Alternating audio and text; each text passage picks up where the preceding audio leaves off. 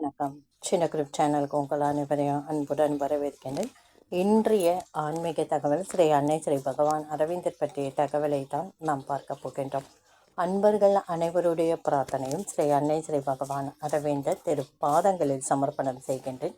நம்பிக்கையான நியாயமான பிரார்த்தனைகள் நிச்சயமாக கைகூடும். தரிசனங்களுக்கு ஆசிரமம் செல்வது. பக்தர்களுக்கு முக்கியமான இடம் ஆசிரமம். அங்கு முக்கியமான நேரம் தரிசன நாட்கள். நமக்கு முக்கியமான இடத்திற்கு முக்கியமான நாட்களில் தவறாது சென்று வழிபாடு செய்தால் வருஷம் முழுவதும் தியானம் செய்வதற்கு சமமான பலனை கொடுக்கும். அப்பலனை பெற நாம் கடைப்பிடிக்க வேண்டியது என்ன? இடம் முக்கியம், நாள் முக்கியம்.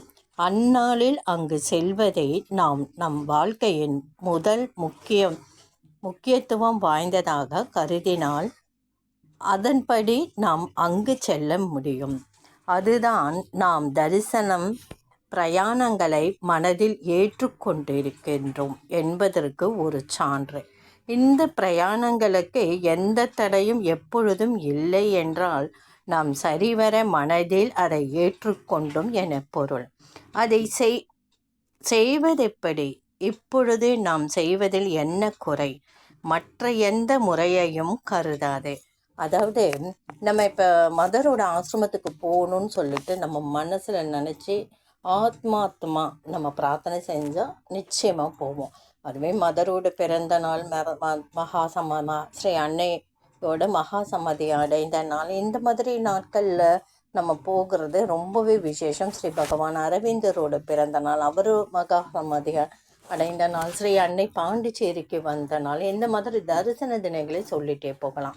அந்த தினங்களை நம்ம ஆசிரமம் சென்று தரிசனம் செய்வது ஒரு வருட பலனை நமக்கு கொடுக்கும். ஒரே நாள் தரிசனம் தான் ஒரு வருட பலனை கொடுக்கும். அது ரொம்பவே சிறப்பு வாய்ந்ததாக சொல்லப்படுகின்றது. அதை தான் இங்கு குறிப்பிடப்பட்டுள்ளது. நம்ம போகணும்னு நினைப்போம், போகணுன்னு பேசிகிட்டு இருப்போம் உறவுகளோட. ஆனால் ஒரு சமயம் போகணுமா, இங்கேருந்து அவ்வளோ தூரம் போகணும் ஒரு நாள், அதுக்கு ஏதோ ஒரு சின்ன தடை மாதிரி நம்ம மனசில் நினச்சோம்னா நிச்சயமாக நம்மளால் போக முடியாது.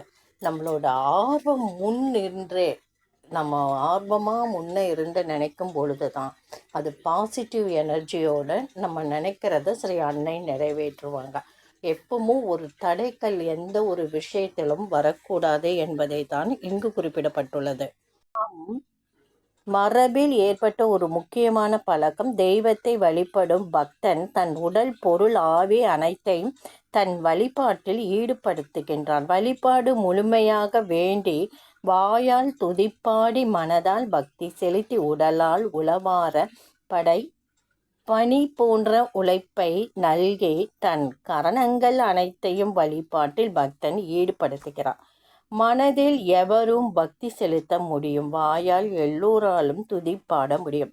ஆனால் கோவிலுக்கு போகின்ற எல்லோராலும் உடலால் உழைப்பை நல்ல வாய்ப்பிருப்பதில்லை. இது சந்தர்ப்பத்தால் ஏற்பட்ட விளைவு. ஜீவனால் மலர்ந்து தெய்வத்தை தன்னுள் அழைப்பது சிறந்தது.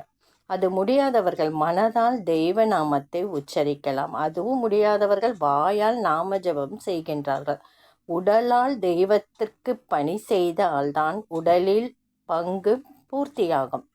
இதை பூர்த்தி செய்ய முடியாதவர்கள் தங்கள் உடல் உழைப்பின் பலனை தெய்வத்திற்கு சமர்ப்பித்தால், உழைப்பால் எந்த ஊதியத்தையும் சமர்ப்பணம் செய்தால் உடலால் தெய்வ வழிபாடு செய்வதற்கு சமமாகும்.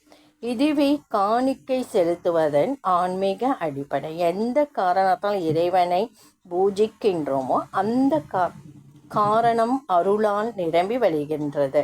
ஸ்தோத்திரம் பாடி வழிபட்டால் மனம் இறைவனது அருளால் நெளிந்து விசாலமாகி புக்தி கூர்மை ஏற்பட்டு பக்தியால் பரவசப்பட்டால் மன வியாக்குலங்கள் விலகி உள்ளம் பூரித்து சந்தோஷத்தால் நிறைகிறது. ஒரு காரணத்தால் செய்யும் தொண்டிற்கு மற்றொரு காரணத்தை நிரப்பும் திறன் இல்லை.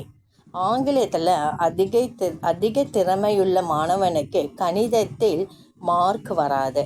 கணிதத்தில் அவன் வாங்கிய 12 மார்க் 42 வேண்டுமானால் அவன் தன் நேரத்தை கணித பயிற்சியில் செலுத்த வேண்டும். கணிதத்தில் மார்க் குறைவாக இருப்பதால் ஆங்கில புத்தகத்தை அனுதினமும் படித்தால் அது கணிதத்திற்கு பயன்படாது என்று சொல்லப்படுகின்றது.